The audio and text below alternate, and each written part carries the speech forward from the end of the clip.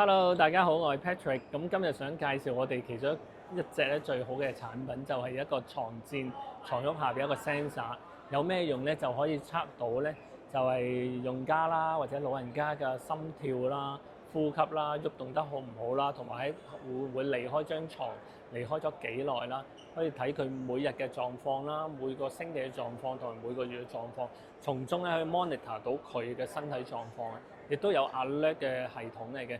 譬如佢真係心跳得太快、太慢，呼吸得唔好嘅話咧，咁有個 alert 嘅喺個微信小程序嗰度睇到嘅。而家介紹俾你哋啊，好唔好？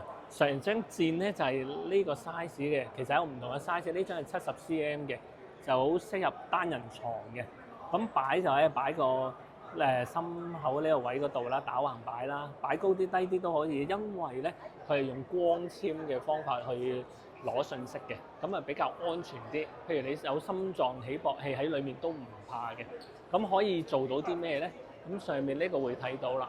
譬如咧星期一嗰陣時咧，佢有個分數就係68分，係咩咧？可以撳落去呢個睡眠報告，一撳落去咧就可以睇到啦。喺隔離呢個圖片嗰度睇到就係呢個位平均係86分啦。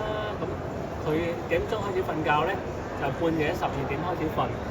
綠色呢個淺綠色咧就代表係淺睡，瞓得一般嘅。而深睡咧，深層睡眠就係呢個位，就可以睇到究竟一晚嘅過程由半夜到6點53分嘅瞓覺時間咧，佢嘅身體瞓得好唔好啦？咁佢一目了然啦。另外就可以睇到佢嘅上床嘅時間啦，起床嘅時間係幾耐啦。另外咧，佢喐過幾多次啦，亦都會睇到嘅。有冇離過床啦，亦都會睇到嘅。然之後有個叫深層睡眠嘅比較啦，34%嘅代表佢瞓得好嘅。咁亦都有7日嘅起床嘅比較啊，又或者7日嘅入睡嘅時間嘅比較等等可以睇到。再睇下呢啲，呢個就係佢嘅心跳嘅值平均係幾多啦。然之後嘅比較專業啲嘅就係 HRV 嘅平均值係一個 MS 咁樣，會有啲專業人士會適合睇嘅。有啲簡單嘅數據可以睇呢個。瞓覺嗰陣時係個心跳78次每分鐘，慢慢平靜咗，瞓到半夜就最低就51。咁呢個係屬於好正常一個範圍嚟嘅。但係如果有啲心律不正啊，或者有啲身體狀況唔好嗰啲咧，就會跳得好多嘅話咧，咁就要去揾醫生去睇啦。呢個就好重要一個數據啦。另外亦都呼吸，亦都係嘅。究竟有冇呼吸停頓過啦，亦都會 check 到啦。另外就係成晚究竟呼吸嘅頻率係點樣咧？18係佢最高嗰1分鐘係18次嘅呼吸。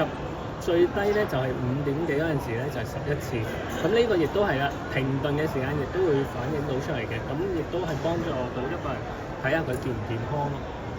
咁呢個就係 HRV 嘅報告啦，可以睇到啦，專業人士睇嘅。呢個咧心率嘅散點圖亦都係好重要嘅，由專業人士睇嘅。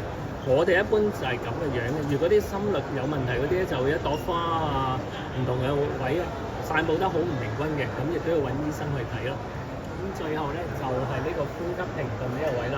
如果有呼吸停頓過嘅時間咧，就會 show 出嚟停頓咗幾多秒咧，亦都會反映出嚟嘅。咁所以呢張墊咧就非常之有用嘅，對屋企啦、獨居嘅老人啦，又或者係啲院舍咧，亦都非常之有用嘅。咁希望大家可以了解多呢個產品啦，有問題可以揾我哋公司啦。